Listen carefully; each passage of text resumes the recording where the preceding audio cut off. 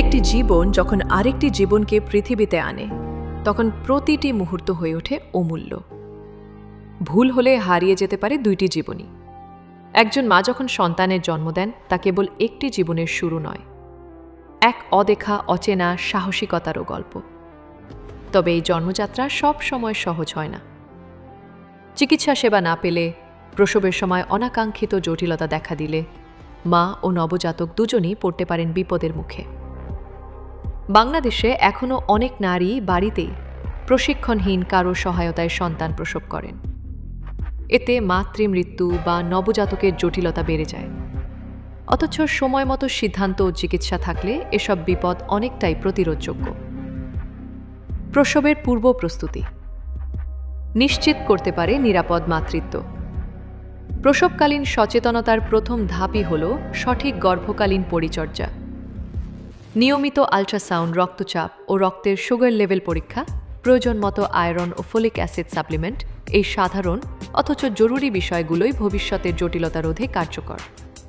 Doctor Farzana Rahman, Dhaka medical কলেজের স্ত্রীরোগ বিশেষজ্ঞ বলেন, গর্ভবতী নারীরা যদি অন্তত 4 বার নিয়মিত চেকআপে আসেন, 50% বেশি প্রসব জটিলতা প্রতিরোধ সম্ভব। এমনকি সময়মতো সিজারিয়ানের সিদ্ধান্ত জীবন বাঁচায়। বিশেষজ্ঞদের মতে গর্ভাবস্থার শেষ ত্রৈমাসিকে নিয়মিত চেকআপ, উচ্চ রক্তচাপ ও রক্তের গ্লুকোজ পরীক্ষা এবং আল্ট্রাসোনোগ্রাফি করা অত্যন্ত জরুরি। এতে করে বোঝা যায় গর্ভফুল, প্লাসেন্টা, শিশুর অবস্থান বা প্রসব জটিলতা হতে পারে কিনা। প্রসবের লক্ষণ যেগুলো উপেক্ষা করা যাবে না: নিয়মিত ও বাড়তে থাকা ব্যথা, পানি ভেঙে যাওয়ার রক্তস্রাব, শিশুর নড়াচড়া বন্ধ হয়ে যাওয়া। এই লক্ষণগুলো দেখা দিলেই দ্রুত হাসপাতালে যাওয়ার ব্যবস্থা করতে হবে। যেসব জটিলতায় সময়ের প্রতিটি মুহূর্ত মূল্যবান: 1. অতিরিক্ত রক্তপাত, পোস্টপার্টাম হেমোরেজ। বাংলাদেশে প্রসব পরবর্তী রক্তপাতই মাতৃমৃত্যুর অন্যতম প্রধান কারণ। প্রসবের পর যদি 500 মিলির বেশি রক্ত যায়, সঙ্গে সঙ্গে চিকিৎসকের শরণাপন্ন হতে হবে।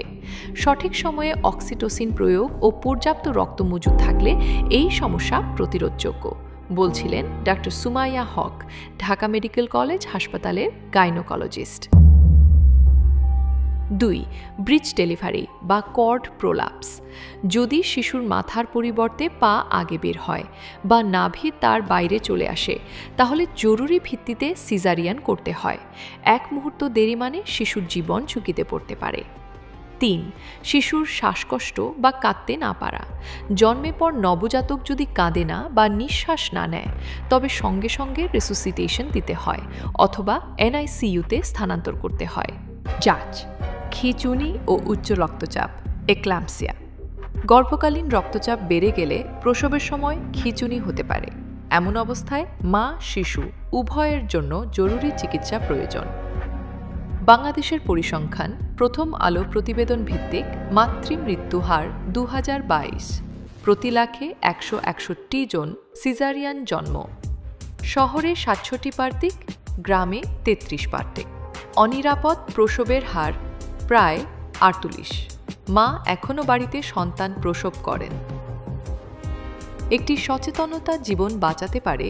প্রসবকালীন সময়ে সঠিক প্রস্তুতি ও সিদ্ধান্তই পারে একটি পরিবারে আনন্দ ফিরিয়ে দিতে।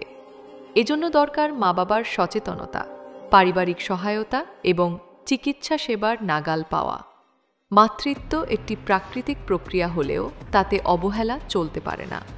একটি শিশুর জন্ম যেন হয় নিরাপদ, আর মায়ের মুখে যেন কে সন্তানের মুখ দেখার তৃপ্তি।